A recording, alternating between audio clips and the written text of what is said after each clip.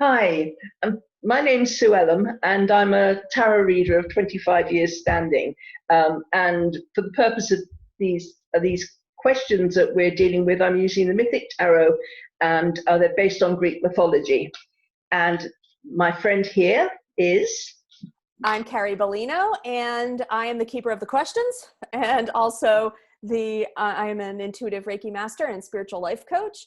And I am going to be adding messages to help people move forward to whatever Sue picks up from her cards. So I've got some questions here that are random that I have compiled based on questions clients have brought to me. Nothing personal, don't worry, but just general questions on empowerment and how to help people move forward.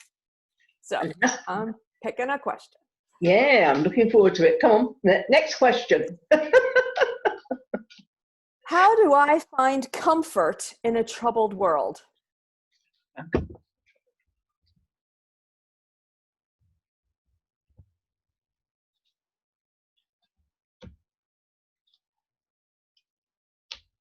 And it can be the world, or it can be their particular world. Basically about comfort, though, isn't it? Yes. As well as the internal thing. Okay, well, the first way is to have nice balance and harmony within your relationships. So be around people that support you, that will bring comfort to you if you're going through particularly difficult times, and you can do the same for them if they're going through difficult times. So it's a lot to do with the relationships we have. So if you've got people around you that are constantly creating trauma or drama, then if they are willing to change, that's great. But probably the advice is to move away from people that don't bring you peace and harmony. That is one of the first things. Also, ask for help when you've got problems. Ask these people for help. Don't try to do everything yourself. This is also a thing about spiritual help. So ask, pray, whatever your connection to the divine, the universe, God, whatever your particular take on it is, ask for spiritual help, because you will get that help.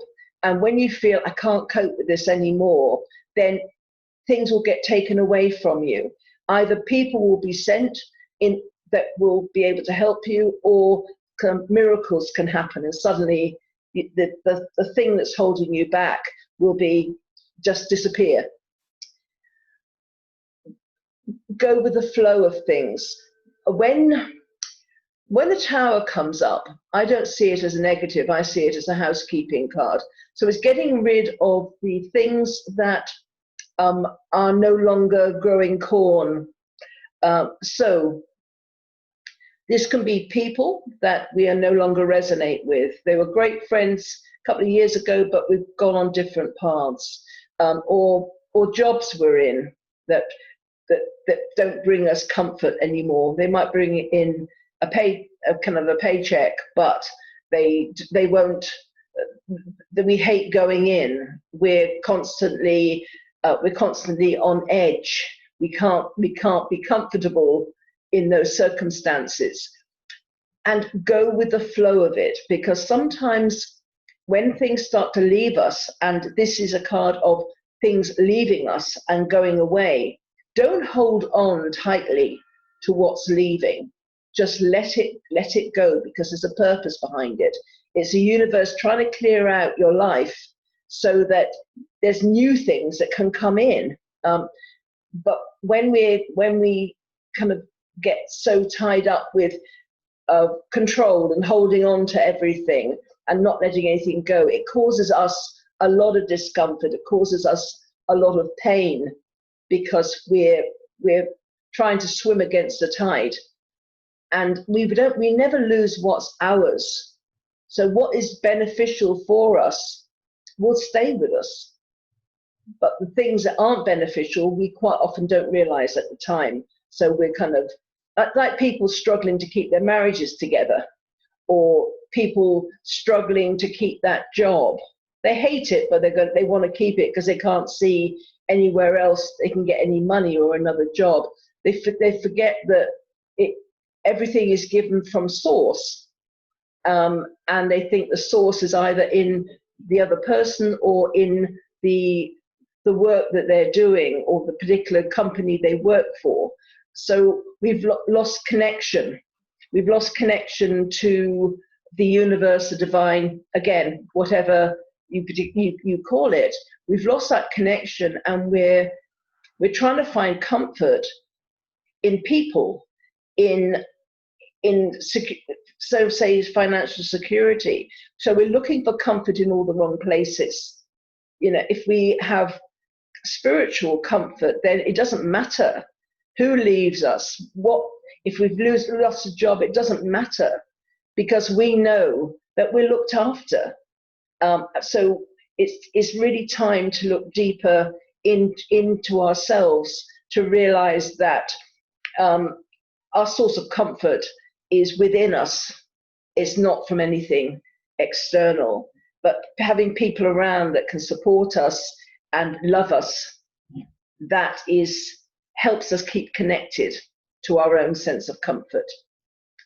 Try not to get into ego, into emotional stuff. If things don't go right, try not to let your emotions take over, because they are really damaging. We all have emotions, and emotions can be really healthy, you know, and they can be wonderful, but they also can be the devil on your other shoulder. And so we need to look at things in a different perspective. We need to change our ideas about things, and not get into like ego battles with other people and into drama. Again, there's no comfort in drama and in people that create drama. They have their own things to deal with. But real source of comfort is having, again, loving relationships. Let's go back to the first card. Ongoing contentment and permanence in the realm of the heart. If you are, it's not just intimate relationships, but if you have got people in your life that you know that if you have any problems, you can knock on their door and they will welcome you and they will help you, and it's mutual. If you've got these loving relationships, you've got comfort there. You've got a safe haven. You've got somewhere to go, to curl up in a blanket or a duvet, and you can stay there until you feel strong again. If you've got loving relationships in your life. And it's about making choices as well.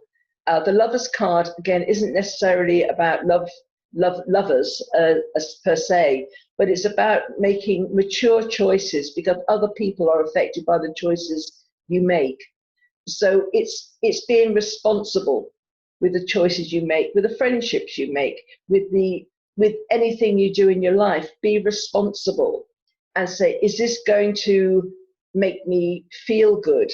Is this going to be beneficial for people to make them feel good?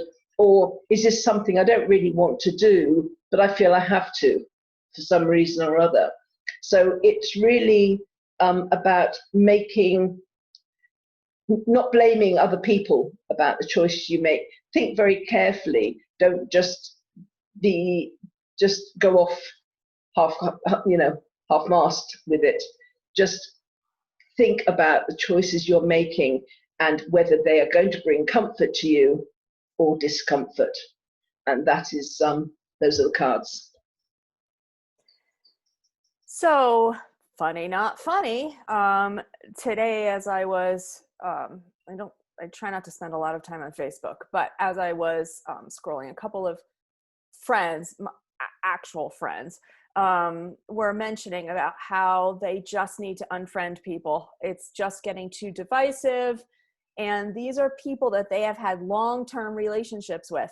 These are people, you know, school friends or college friends, or, you know, just lifetime friends, or people that they've been close to that they just do not see eye to eye with anymore. And that's what's coming up. And I'm sure most of you watching are feeling the same pull. So it's okay to be out of relationships or not connected with people that aren't on the same path you are anymore. And those relationships are the relationships that we're building now are supposed to be for what we need now. We are becoming new people. We are becoming, we have new ideology. We have new goals. This pandemic has put us into cocoon mode. And in it, we were supposed to decide what was important to us, who was important to us, what work was important to us. And hopefully you've all had the opportunity to really weigh in with yourself on those questions.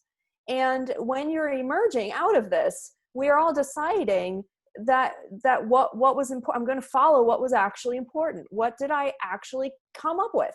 Who is important in my life? What relationships do I need to nurture? What relationships just don't serve me? And those are all important questions to ask, to answer, and then to follow through with, career-wise, relationship-wise. And I know Sue brought it up multiple times about the relationships and finding comfort in those relationships. Very necessary. Another word that came screaming at me that you did not say, but I felt it, was the word surrender. And that often takes a negative connotation. But I think when we compile it with the readings and the feeling I was getting around the word surrender, it's more like surrendering from yourself, surrendering that you don't have all the answers, surrendering that you can't make it all happen by yourself, and surrendering the fact that you can't always do it, and sometimes you feel lousy. And so understanding that there is this pull between all of us, among all of us, and source, and all of our actions, and to understand that you are an important part of that flow is what surrender means to me. Lack of controlling, lack of ego, but more in tune with what you're feeling and what comes in and what you're putting out there. So that word was an important key word in this message. Letting go of what you think is best is really important. You can set an intention, you can feel what you feel is best, but allowing yourself to lose control of it means that you will open up the energy around more enlightening, more opportunities to come forward for you. And the last thing I want to mention is it's not a sign of weakness to need or want comfort. Please take yourself up on the need, and everything that we have been given is inside of us. So when you get the nudge or the intuitive hit, you've had enough and it's time out, take that time. It's very important to listen to yourself. Yeah. Yeah. So that is the question for how do I find comfort in a troubled world? Sorry, I stepped on you. No, that was more important to say. So yeah, no, it was that was a really good answer there. Yeah, I'm happy with that. So me too. Okay, all right. Hope it helps you all. Yeah, bye. Take care.